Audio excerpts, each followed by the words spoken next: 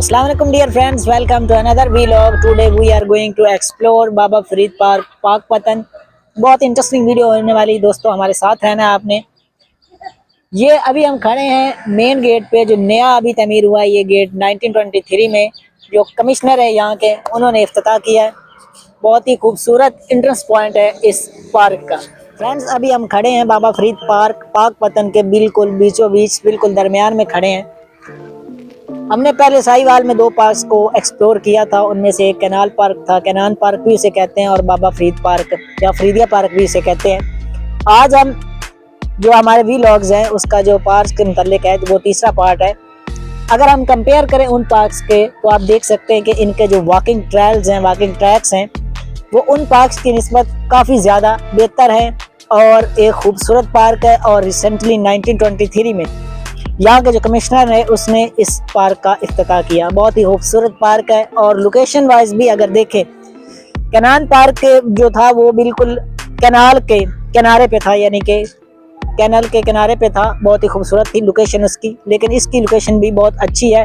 जो Pakpattan main road है, पाकपतन के बिल्कुल जस्ट 1 किलोमीटर पीछे है और बिल्कुल रोड के ऊपर है। बहुत ही खूबसूरत लोकेशन है इसकी।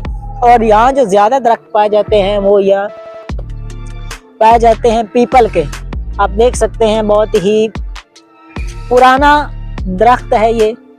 बहुत ही जो गांव में इसकी बहुत ज़्यादा अहमियत है। बहुत सारे इससे फ़ायदा हासिल करते हैं लोग। अक्सर जो जानवरों को मरहम पट्टी की जाती है वो इन्हीं दरख्त की छील से की जाती है, ज़ख्म को ठीक करने में।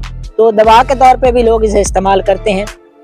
और ऐसा भी कहा जाता है कि नज़ला ज़ुकाम में जो है वो इनके पत्ते इस्तेमाल किए जाएं तो उसमें भी फ़ायदा होता है।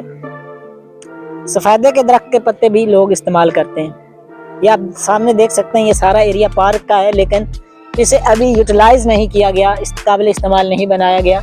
ये जो इसके जो पीछे एरिया है वो सारा जो है पार्क के पर्पज़ के लिए इस्तेमाल किया जा रहा है। छोटे छोटे प्लाट्स हैं, उनमें ग्रास लगा हुआ है, ठीक है।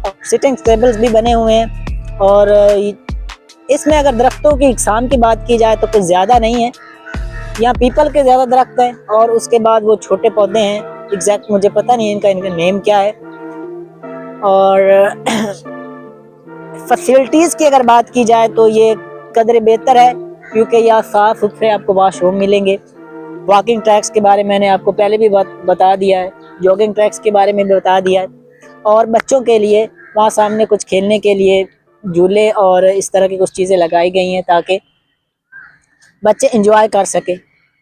ये रिसेंटली तमीर किया गया पार्क है, तो इसलिए ये देखने में भी अभी अच्छा खासा खूबसूरत और साफ़ सुथरा लग रहा है। ग्रासी एरिया बहुत ज़्यादा है इसमें। दो चीज़ें मेन है, ग्रासी एरिया है और जो है वो चलने फिरने की या दौड़ने के लिए जो ट्रैक्स बनाए गए हैं। ये वो पुराना एंट्रेंस गेट है और ये जो तमीर किया गया है वो रिसेंटली 1923 में, मैंने आपको बताया अभी 1 साल पहले जस्ट इसे बनाया गया है। You are watching Info with double A. Me Muhammad Adnan. If you are new on our channel, please subscribe it, share the video and hit the bell icon to keep update yourself. Please join us again as we explore more of such greenery area or cultural heritage. Please stay with us for next time.